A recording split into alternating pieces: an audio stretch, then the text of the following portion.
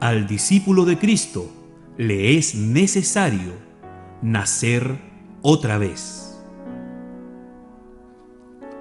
Vimos cómo la palabra siempre viene para separar del mundo a los hijos de Dios. Jesús, la palabra hecha carne, demandó a sus discípulos a negarse a ellos mismos y salir de su voluntad propia para poder llevarlos de regreso al compañerismo espiritual con Dios. San Juan 4, verso 24 dice: Dios es espíritu, y los que le adoran en espíritu y en verdad es necesario que adoren. Jesús dejó claro esto cuando Nicodemo, un maestro de las Escrituras, principal de los fariseos, se acercó a él de noche, pretendiendo saber quién era Jesús y de dónde venía. Jesús fue exactamente a la raíz de lo que a Nicodemo le faltaba para entender lo tocante a Dios, y declaró lo que tiene que ocurrir en alguien para que realmente pueda estar en perfecta comunión con Él. San Juan capítulo 3, verso 3. Respondió Jesús y le dijo: De cierto te digo, que el que no naciere de nuevo no puede ver el reino de Dios. Verso 6. Lo que es nacido de la carne, carne es, y lo que es nacido del Espíritu, Espíritu es.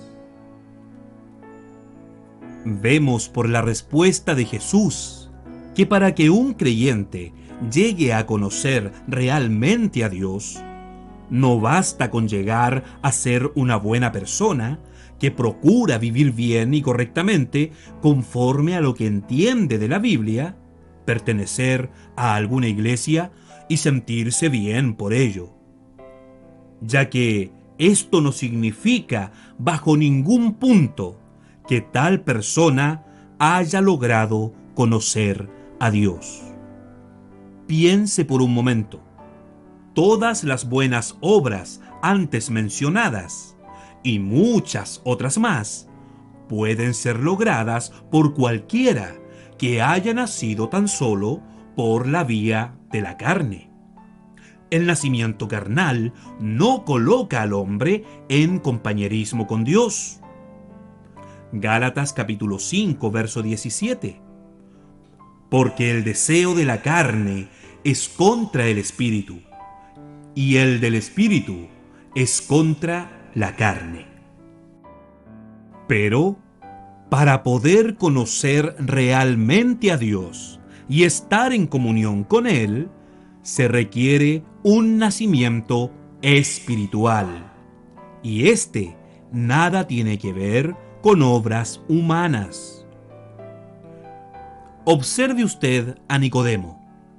Nicodemo no tan solo era un miembro de la iglesia, sino que también un principal dentro de ella, un maestro reconocido en Israel. Pero aún con todo aquello a su favor, no pudo entender lo que la misma palabra revelada en carne estaba explicando justo frente a él. Nicodemo solo había nacido de la carne, y a pesar que sabía las Escrituras y aún enseñaba de ellas, solo había llegado a ser un religioso carnal. No conocía a Dios. Romanos capítulo 8, verso 5.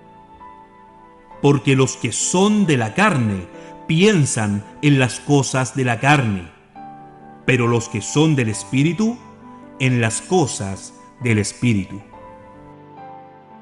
Para ir finalizando, diremos que la palabra de Dios jamás guiará al creyente a establecerse en una vida carnal y religiosa.